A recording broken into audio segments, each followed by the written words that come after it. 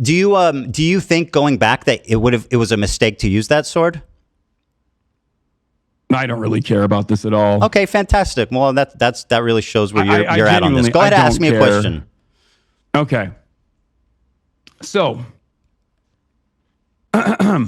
since you believe that Israel is committing a genocide, what are the appropriate steps that people can take, both in the Western world and also regional actors can take against this entity doing a genocide by your own admission, that you would consider to be appropriate?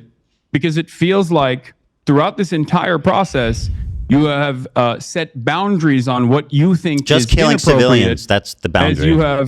As you have set boundaries on what you think is inappropriate. Killing civilians. And time again has said is outright anti-Semitic. My boundary is killing civilians. Okay, that's great. So is that unreasonable? That's a perfectly reasonable boundary to set. Okay, good. So then we don't disagree. Agree with you on that. Great. Okay. So let me ask you the next one. Let me ask you about this Tabris tier list. I have a. Let me finish. Well, you asked and I answered. Go ahead. You could go on a little bit more. Okay, so hold on. Everyone is complaining about my volume on my side because we're using Zoom instead of Discord. So my fucking go ahead. Audio. It's fine. Take your time to get the audio. My audio right. keeps going up and down. Okay. So one of the first conversations that we had, you and I had, that led to the Leftovers podcast ending, was that you considered "From the River to the Sea, Palestine will be free" to be an anti-Semitic slogan. You said that Jews feel like this is an exterminationist slogan and Jews fear this slogan in the United States of America. Correct. If you think that Israel's doing a genocide, do you feel like it is appropriate for Westerners in the United States of America and Palestinians and people of Palestinian descent to be able to use emancipatory slogans, or should they go to jail under the Trump administration?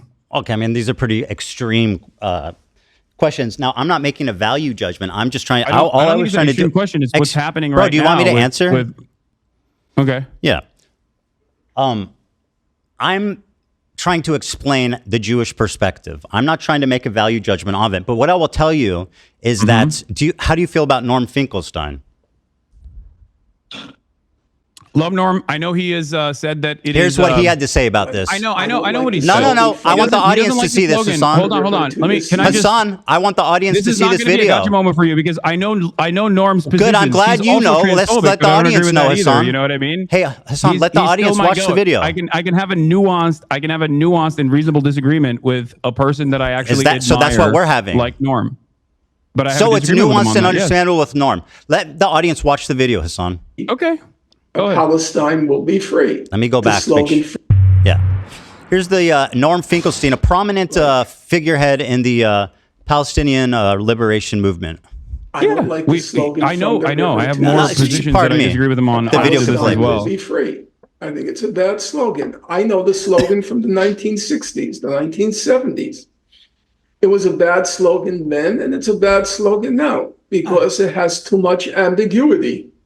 When you say "from the river," Hasan's going to hit me with the chair react. To the sea, Palestine will be free. Obviously, a question arises. Okay, what happens to the Jews in that scenario? And some people will say, well, all it's about is everybody being free. But that's not what the slogan says. So I have, in recent weeks, I have voiced my concern that it's a bad slogan. And I said, just change it, tweak it. From the river to the sea, one person, one vote, Palestinians will be free.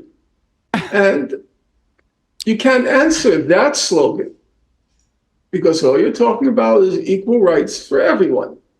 From the river to the sea, one person, one vote, Palestinians will be free. And I don't know if he actually means the one vote thing, because I think what he's saying is good in that from the river to the sea, Palestinians will be free, which I think is good. You're laughing at Norm. Routinely talked at campus encampments, college campus, Palestinian encampments as to I'm not going to make much hay about the slogan in general. There's plenty of other slogans. Well, you're willing to listen to him, but when I say it, it becomes a big controversy. I literally, no, I'm not. It's not even my opinion. I can have a disagreement with him on that, and you're forgetting one key factor. What's that? Okay, you're forgetting one key factor.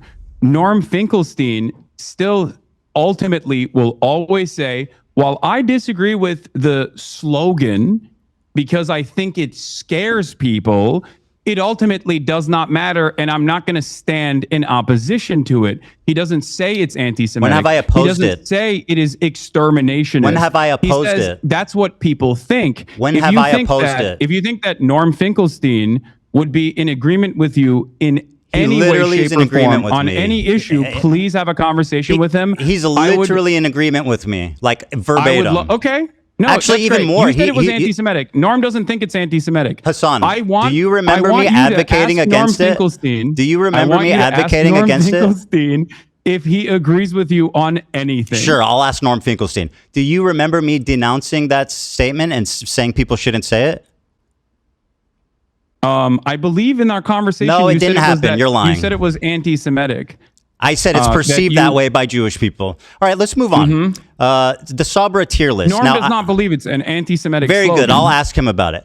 Now, let me ask you about Are you actually going to do that? Because that would be wonderful. Yes, I'm going to talk to Norm. Productive. We'll have a great conversation about From the River to the Sea.